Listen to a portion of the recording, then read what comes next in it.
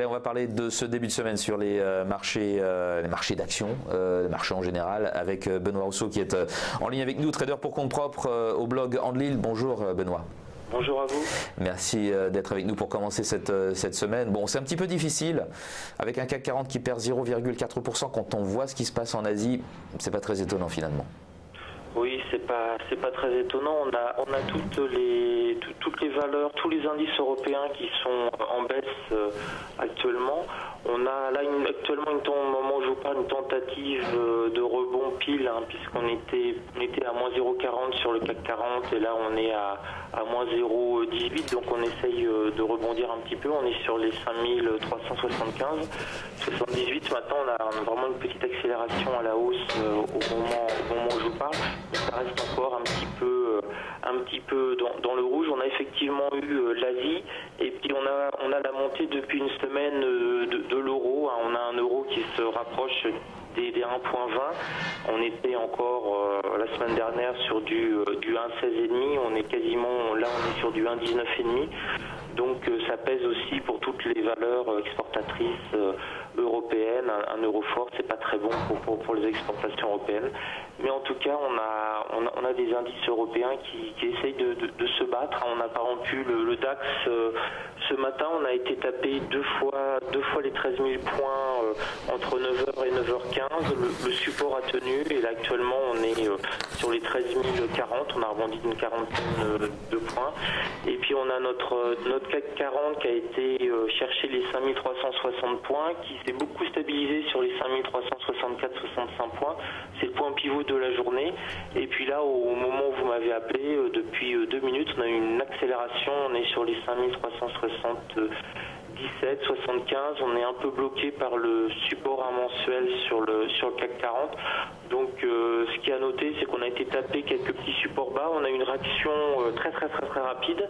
Et puis là, on commence à nouveau à hésiter. Donc on est quand même sur des marchés hésitants. Mais si on prend un peu de recul et que l'on regarde les indices européens et les futurs américains, on est dans le rouge un petit peu partout. Donc on va voir si ça perdure. Bon, c'est un début de semaine en baisse, mais dans le calme quand même. Il n'y a pas véritablement d'informations négatives quand on regarde bien. Non, absolument pas. Il n'y a pas du tout de panique. Là, on est à moins 0,20 sur le CAC 40, moins 0,18 sur le DAX. Alors, on le répète depuis 15 jours, on a quand même des indices européens qui ont du mal à monter, puisque en parallèle, on est toujours sur des plus hauts historiques sur tous les indices américains. On a actuellement le Nasdaq 100 qui est supérieur aux 6410 points, donc on a été chercher cette nuit les 6420 points, on est encore sur des plus hauts historiques sur le Nasdaq. Donc l'économie américaine se porte très bien. Le Black Friday l'a montré. Là, on a aujourd'hui le Cyber Monday. Le Cyber Monday, donc ça risque de faire chauffer les cartes bleues. Pour ma part, j'ai déjà fait 4 achats. Donc et pour vous, c'est beaucoup 4 achats, oui. Ouais, c'est pas mal. Sur une journée, c'est pas mal. Oui, mais c'est le moment de renouveler ces licences de logiciels. Lors des Cyber Monday, on a... Ah oui, il y a des offres vraiment sur tout. Je voyais dans ma pharmacie, même le dentifrice est à des prix en baisse avec le Black Friday. Là, je reviens sur le Black Friday, mais oui. Quel battage commercial, ne serait-ce que pour nous, Français. Mais je veux dire, tout le week-end a été placé sous le signe du Black Friday. Pas encore du Cyber Monday, mais ça ne saurait tarder là.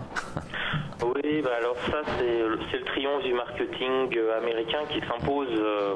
On le copie. On fait aussi la fête des citrouilles maintenant, alors que c'était pas du tout dans la culture européenne. Bon, ça fait partie maintenant des grands moments, et surtout pour tout ce qui est l'économie numérique. C'est là vraiment où c'est extrêmement important pour des entreprises comme Amazon. Vous en avez parlé. Le PDG d'Amazon a 100 milliards d'argent de poche maintenant pour fêter la fin de l'année avec la valorisation de ses actions. Mais ça reste maintenant vraiment un très grand moment économique entre guillemets juste avant les vacances de Noël. Il y a un grand rush. Alors on n'a pas encore un phénomène d'hystérie collective totale en Europe pour le moment, mais aux États-Unis c'est vraiment extrêmement extrêmement important. Ils ont réellement des rabais monstrueux. Nous, ça reste encore un petit peu calme. On n'a pas des réductions vraiment colossales de moins 80% comme on peut trouver parfois aux États-Unis. En tout cas, ça nous montre une chose quand même, puisqu'on parle du système économique, c'est les marges que peuvent se faire les entreprises. Ce qu'on a des rabais de moins 70 à moins 80% et que les entreprises n'ont pas le droit de vendre à perte, ça nous montre un petit peu les marges qu'elles peuvent faire les 364 autres jours de l'année. D'accord. Les autres rendez-vous, donc, bon, ça... Cyber Monday, je ne sais pas quand on en aura les résultats, mais peut-être d'ici la fin de la journée, puisque on avait déjà des estimations sur les ventes du Black Friday avant la fin de la journée de vendredi, et on a notamment eu des chiffres sur les ventes en ligne qui forcément progressent alors que les ventes physiques, elles, baissent, progressent je crois de 18% par rapport à 2016 à 5 milliards de dollars, et là on devrait avoir plus de 6 milliards lors de ce Cyber Monday, et ce serait un chiffre historique pour le commerce de détail américain. Voilà donc pour cet énorme événement marketing, comme vous le disiez. Les événements un petit peu plus tangibles là qu'on va avoir cette semaine, qu'est-ce que vous allez regarder de plus près entre la deuxième estimation du PIB américain au troisième trimestre, l'inflation américaine, aussi la réunion de l'OPEP, qu'est-ce qui vous semble le plus important selon vous? Alors pour le moment, c'est vraiment les chiffres économiques, puisque ce qui nous intéresse nous en Europe, c'est que les États-Unis tiennent le coup, si je veux dire. Économiquement, est-ce que les États-Unis vont nous faire un cyber rallye du mois de décembre? C'est un petit peu ça qui nous intéresse en Europe, puisque en Europe, globalement, depuis début novembre, on reste baissier. On avait un CAC 40 qui était au-dessus des 5500 points. On s'est maintenu sur ces niveaux-là la première semaine du mois de novembre. On est descendu sur les 5250 et maintenant on est un petit peu au-dessus des 5350, mais on ne réussit pas à se maintenir au-dessus des 5400 points. On a une tentative vendredi de passer au-dessus des 5004 et on s'est repris une petite claque rapide. Donc nous vraiment en Europe, c'est rester rivé sur les marchés américains, notamment l'ouverture là à 15h30, sur les statistiques économiques. Le PIB, c'est vraiment la statistique majeure en tout cas, pour espérer que les Américains restent sur leur plus haut historique, pour que nous on s'enfonce pas plus. Donc on a quand même une décorrélation assez forte. On a les indices américains en high score quasiment jour après jour, et nous on baisse finalement, si on regarde bien sur le mois de novembre, doucement, très doucement. On a des tentatives de rebond mais qui sont avortées assez rapidement. Alors nous, on n'en a pas parlé, mais ce qui nous plombe quand même pas mal, c'est de l'euro quand même, puisqu'on se rapproche des 1,20. Donc ça, c'est pas un bon signe entre guillemets pour la compétitivité des entreprises américaines. Donc je vais surtout surveiller l'euro et voir si on se rapproche des 1,20, la réaction que cela peut avoir pour cette semaine. On va avoir aussi l'inflation européenne, me semble-t-il. En tout cas, je parlais tout à l'heure, je mettais en avant les statistiques américaines. On en aura à peu près autant pour ce qui est de la zone euro ou encore même des différents pays européens, notamment l'Allemagne, mais aussi la France. Il y a un sujet dont on n'a pas encore parlé aujourd'hui avec vous, c'est le Bitcoin. Le Bitcoin, Benoît, le Bitcoin. Bon, les 10 000 $, c'est bon d'ici la fin de la semaine? À ce rythme-là. À ce rythme-là, on peut même parler des 11 000, qui prend 20% par séance en ce moment. Alors oui, là on se rapproche vraiment de niveaux extrêmement impressionnants sur le Bitcoin. On est sur les 9 700 $ à peu près. On prend 18% dans la journée. Alors est-ce que ça peut monter à 10 000? Oui, bien sûr. Après, on aura peut-être une réaction pour le faire baisser. N'oublions pas que le Bitcoin a cette capacité de faire plus 20 et de faire moins 40 aussi en 2 ou 3 jours. J'étais à Paris vendredi dernier. J'ai un qui m'a demandé s'il fallait acheter du Bitcoin. Donc c'est des signes, hein, quand vous avez les serveurs, votre coiffeur ou Jean-Pierre Pernaut qui commence à parler du Bitcoin, c'est peut-être le moment de prendre ses bénéfices.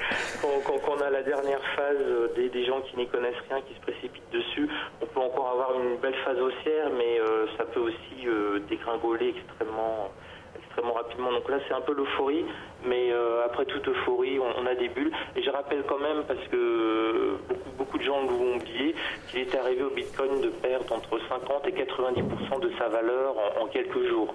Donc on n'est pas à l'abri non plus, là, si on tapait 10 000, de le retrouver à 8 000 ou à 7 000, on aura perdu 20-30%. Donc c'est ce sera pas beaucoup. C'est du casino, hein. Je vous rappelle qu'un crack historique centenaire sur un 10, ça va être du moins 15 ou moins 20%. On parle du crack de 1987, on a perdu 23%. Là, voilà, le Bitcoin, c'est un crack historique par semaine. Hein. Voilà. C'est du boom and bust quotidien. Et là, véritablement, ce qui s'est passé ce week-end, là, pour que l'on passe de 8000 à 9700, ça repose sur rien, quoi. Ça s'est vraiment emballé en l'espace de quelques heures, mais on n'a pas d'explication. En fait, ce qui se passe, c'est qu'on a quand même... il faut voir que le phénomène Bitcoin, on en parle absolument de partout, mais ça ne vaut même pas une action du CAC 40 en termes de valorisation. Donc si vous avez un peu d'argent, ça peut être, vous pouvez le faire bouger entre guillemets de manière assez importante. Et puis on a des problèmes encore réglementaires. On a eu ce week-end justement le Maroc par exemple qui a interdit l'utilisation du Bitcoin. Bon, ça n'a pas eu un effet, le Maroc ne fait pas... Oui, on n'utilise pas beaucoup sur les marchés hein, pour acheter ses aliments. Mais bon, c'est l'outil ultra spéculatif de notre époque avec les résultats qu'on aura toujours et systématiquement. Ça excite beaucoup de gens, mais quand ça prend moins 30%, c'est aussi... Quand ça perd moins 30%, c'est aussi la panique.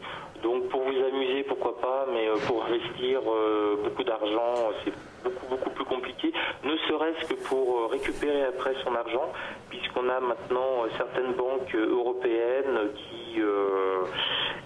qui appellent TracFin, notamment dès qu'on a un montant un peu fort en virement de retour sur le Bitcoin.